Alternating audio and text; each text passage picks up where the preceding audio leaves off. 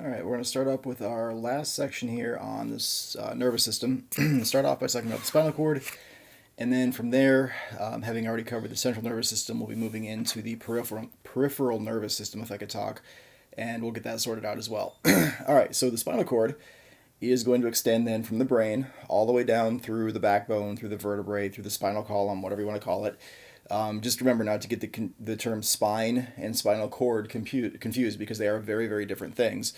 We're going to have, in addition to the layers that protect the brain, which I didn't talk about in the previous section because I was waiting to kind of cover it here, there are three similar layers that also cover the spinal cord. So, in addition to being enclosed by bone, there are also three layers of what are called meninges, which serve to protect both the brain and the spinal cord from physical injury, as well as other factors as well that might cause damage to these very important structures.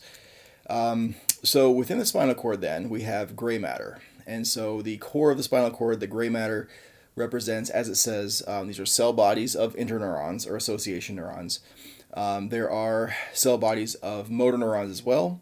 And there are also glial cells that support both those interneurons and the motor neurons. All right, so inside the spinal cord, we've got gray matter, both association neurons communicating back and forth among each other, as well as motor neurons. And if we think about what the motor neurons are going to do, it really makes sense for them to have their cell bodies in the spinal cord, right? So spinal cord motor neurons are going to be exiting from the spinal cord, traveling out into the rest of the body, and then synapsing with either muscle cells or glands and allowing them to be controlled accordingly. So the motor neurons start initially in the spinal cord, and then as they exit, they're going to communicate with perhaps other motor neurons throughout the rest of the body, or sometimes directly with the effectors that they're going to control in a direct way.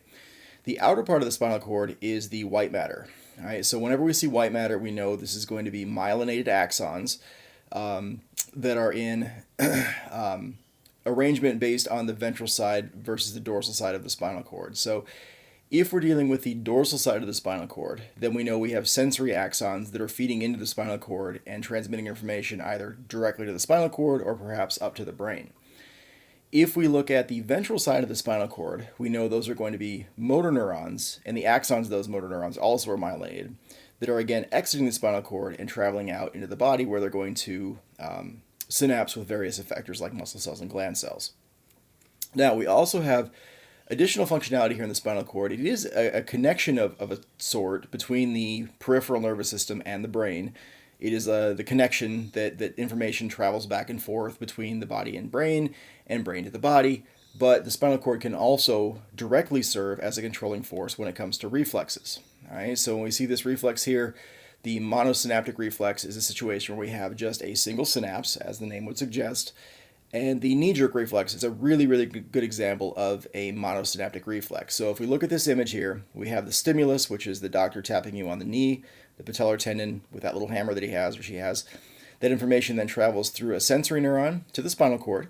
We find a single synapse, and then on the other side of that synapse, we have a single motor neuron, which then travels back out to the muscles in the quadriceps group, which by contracting allows for the lower leg to be extended and for the pressure on the patellar tendon to be relieved or relaxed.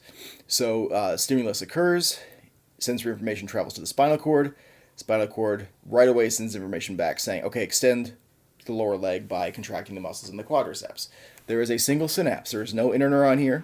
It's just a sensory neuron and a motor neuron and nothing else in between. So that is the fastest kind of reflex that you can find, is where you just have a direct communication between a sensory neuron and a motor neuron with no intervening interneuron or association neuron between them. Now, in the case of most of our reflexes, they're not going to be quite this simple. They're going to have at least one interneuron, which is going to process the information to a degree in the spinal cord before the motor neurons are activated and before the effectors are going to kick in. So in this case, we have a painful stimulus. We have sensory cells in the skin perceiving that, sending the information over to the dorsal side of the spinal cord. Remember, dorsal side is for sensory information coming in. We have a single interneuron here, which is processing the information coming in from the sensory neuron. And that interneuron is then synapsing with a motor neuron, which then exits from the ventral side of the spinal cord, goes out to an effector of some sort, a muscle cell or a gland cell, and that's going to cause you to apparently clench your fist and punch the person that's just stabbed you. I don't know what's going on in that picture, but that seems to be the case. But anyway, this is a single interneuron where we have separation between the sensory neuron and motor neuron by this interneuron in the spinal cord. And so the whole point of a reflex is to save time and therefore save injury, right? So if you, instead of having this sort of a setup, or even with a knee-jerk reflex with that setup, if you had to send the information all the way to the brain, process it in the brain, send the information back down the spinal cord to the effectors, to the motor neurons and then the effectors, that's going to take a lot longer than if you just send the information to the spinal cord and then have the information come right back out again and have you, react accordingly with that reflex. So if this is a painful stimulus, if this is a case where you've put your hand on a hot stove, something like that, you don't really need the information to travel to the brain. You don't need your brain to tell your arm to move. You just need to move your arm to prevent or at least minimize damage that might be occurring as your hand is on that hot stove. So the reflexes are there to save time. In some cases to react quicker than what you could if you actually had to send the information to your brain and then react accordingly. If somebody throws something at you, you're not expecting it, and you blink as a result, right? You're protecting your eyes against something flying at your head. If you had to think about, okay, that thing is flying at me, I guess I should close my eyes so I don't hurt them. Now I'm closing my eyes. By that point in time, that thing might have already hit you in the face and caused some kind of damage. So the reflexes are there to help preserve your body and prevent more extreme injuries from occurring in these types of situations. All right, so from here on out, we're going to be out in the peripheral nervous system. And so one of the big components of the peripheral nervous system to think about are nerves. All right, so nerves are essentially clusters of axons that are all running from neurons in more or less the same direction in parallel. And so by having them bundled together, that makes the entire set of neurons more efficient. All right, so in this picture, I really like this picture. It's really cool. We've got a bunch of these. Every single one of these little circles here is an axon, and they're all clustered together in this one nerve, which is then carrying all of them together in kind of the same general location, kind of the same general place. So it's like the example I gave in class where we talk about cables coming out of the back of a computer or a TV. If you bundle them together, maybe with a zip tie, it makes everything neater and more efficient and cleaner. Kind of the same idea here with nerves. We're just bundling together axons to make them a little more efficient and travel in a little bit more efficient way. Ganglia then are kind of the same idea as a nerve, only instead of having the axons bundled together, now we're going to have the cell bodies bundled together. So a ganglion then is a bundle of cell bodies out in the peripheral nervous system where we can process information, we can then pass it on from there. It's almost like a relay station to pass information to the CNS and then eventually take it back out to the effectors when information is coming back out from the CNS toward the effectors. So they're sort of making the peripheral nervous system a little bit more centralized in a way, but not quite as diffuse as it might be as if every single neuron were spread out completely evenly throughout the body. Sensory neurons we've talked about already. We have the axons from sensory neurons coming into the spinal cord on the dorsal side, what's called the dorsal root of the spinal cord. The spinal nerves then enter into the spinal cord itself. The cell bodies are outside the spinal cord in what are called dorsal root ganglia. So these are where, again, at different levels of the spinal cord, there are ganglia representing sensory cells coming in from all over that more or less level of the body, where they can be then processed and sent into the spinal cord to travel to the brain. Motor neurons then, again, have their axons leaving from the ventral side. They're forming what's called the ventral root of a spinal nerve, and that will then travel out to that more or less same level of the body as well, vertical kind of level of the body in our case. In this case, the cell bodies are actually inside the spinal cord. So, something we're not really going to get into too much are cranial nerves and specific spinal nerves, right? So at different levels of the spinal cord, there are spinal nerves that come in or exit from different points along the way. There are cranial nerves that exit the brain at different points along the way as well and travel out to different parts of the body. And those are extremely important for controlling various types of both sensory and motor functions, and both in many cases as well for some of the cranial nerves. We're not going to get too much into that, but what we're looking at on this slide are the spinal nerves in relation to what is sensory versus what is motor, and where those are located in different parts of the spinal cord. The somatic nervous system, again, this is kind of our voluntary part of our peripheral nervous system, controlling movements consciously, for example, controlling the way the body moves. In some cases, they're also controlling reflexive actions. So something which is a little bit, I guess, sort of strange if you think about it, is that a lot of our responses to stimuli that are reflexive involve conscious control, right? So when you flinch, or when you extend your lower leg, or when you blink your eyes, or whatever reflex you're dealing with, moving your hand away from the hot stove is the same thing. You are using skeletal muscles, which are voluntary, but you're using them in an involuntary way because you're not actually thinking about moving your hand away from the hot stove. You're still using the somatic part of your nervous system, but it's being controlled in those cases involuntarily, right? Because it's a reflex. And again, the whole idea there is to save time and therefore prevent damage.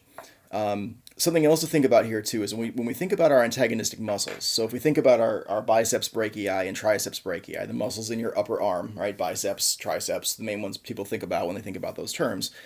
If you want to have a movement in one direction, so if you want to flex your lower arm, if you're doing bicep curls at the gym, you are depolarizing and causing contraction of those cells in your biceps brachii to allow you to flex your arm.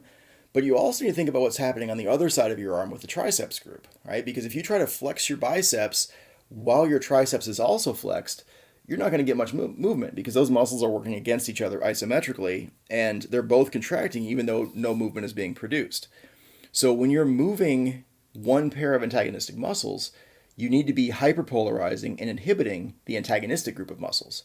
Same thing with the upper part of your leg. If you're contracting the muscles in your quadriceps group at the top of your leg to extend the lower leg, you have to inhibit the muscles in your hamstrings on the underside of your thigh so that your lower leg can actually move. If you lock up every muscle in your thigh, then your lower leg's not going to move at all. And so you have to inhibit the antagonists as you activate the muscles that are causing the movement that you're looking for. Okay, let's see. We also have here our autonomic nervous system, which is kind of what we're going to finish out, I believe, this chapter. The autonomic nervous system, of course, is made up of both sympathetic, which is your fight or flight response, and your parasympathetic, which is your rest and digest function, as well as the medulla oblongata, which is going to be involved in a lot of visceral functions as well. All right, so in terms of the pathways here for the preganglionic neurons, right? Preganglionic neurons are going to leave the central nervous system and they're going to synapse at an autonomic ganglion somewhere outside the CNS. Somewhere out in the peripheral nervous system, there's going to be an autonomic ganglion at which the neuron leaving from the central nervous system is going to synapse. There's also then going to be a postganglionic neuron on the other side of the synapse, which is then going to have the ability to affect various visceral effectors. So here we're talking about internal organs, we're talking about the stomach or the intestines or the liver. We're also talking glands here. So again, we have a neuron leaving the CNS, synapsing at a ganglion, and then from the ganglion on the other side of this, we have the postganglionic cells, which are exiting the ganglion and having the ability to affect various organs like the small intestine, for example. Smooth muscle, cardiac muscle, both involuntary types, as well as glandular function is controlled this way by the autonomic nervous system. All right, so again, with the sympathetic and parasympathetic, we have not only a distinction here in function, but also a distinction in terms of where these nerves are going to exit the body, exit from the spinal cord. So for the sympathetic division, the preganglionic neurons are all going to be located in the thoracic and lumbar parts of the spinal cord. All right, so that's where we're going to see the fight or flight type neurons leaving from the spinal cord, the thoracic region and the lumbar region. So basically the part of your spinal cord that's sort of like parallel to where your ribs would be, that's your thoracic region, and then lower back is going to be the lumbar region, right? So we have those two chains exiting and passing parallel to the spinal cord, but outside the spinal cord. For the parasympathetic division, we're going to have origination of these neurons in the brain and also in the sacral regions of the spinal cord, which is below the lumbar region. So almost down at the level of the hips is the sacral region of your spinal cord. So when we're dealing with rest and digest function, those neurons are activating either from the level of the brain itself or from that bottom region of the spinal cord, the sacrum. The sacral region of the spinal cord is where those nerves are going to exit. So in this case, the axons are actually going to terminate out near the internal organs. And so we can look again at some of the functions here that are antagonistic of the sympathetic and parasympathetic division. So under fight or flight situations, everything over here, pupils are going to dilate to let in more light, which is especially important if your fight or flight stimulus is occurring at night, so you can actually see what's confronting you or possibly threatening you. If we look at the salivary glands, when you're really scared in a fight or flight situation, even if it means just getting up to give a speech or something, your mouth dries up because the salivary glands stop their secretions. We're going to see bronchodilation, which means we can move more air through the respiratory system. Also the reason why, not really adrenaline so much anymore, but albuterol is used in asthma attack is because it has the effect of relaxing bronchioles and bronchi that might be constricted due to asthma. We're going to accelerate the heart rate. We're going to pump more blood with each time the heart beats. We're also going to stimulate the release of adrenaline from the adrenal glands. We're going to decrease activities in the stomach, the large intestine, and the small intestine, because digestion is not really a primary super important function when you're being confronted by some sort of very dangerous stimulus. We're also going to have inhibition of the urinary system and the reproductive system as well under sympathetic conditions. On the other hand, under rest and digest, everything is reversed. So now we're going to constrict the pupils, because letting in light is good under some conditions, but if you let in too much light too often, then you're running the risk of damaging your retina by too much intense light. Saliva is going to be secreted under parasympathetic conditions because that's a digestive function. We're going to constrict the bronchioles, slow the heartbeat, pump less blood with each beat of the heart. We're going to activate the stomach, large intestine, small intestine, urinary system, and reproductive system under parasympathetic conditions. Those are all rest and digest kinds of things that occur when we're not in a fight or flight situation. So with that, we're going to go ahead and wrap up the nervous system, and we'll move on to our next chapter from there.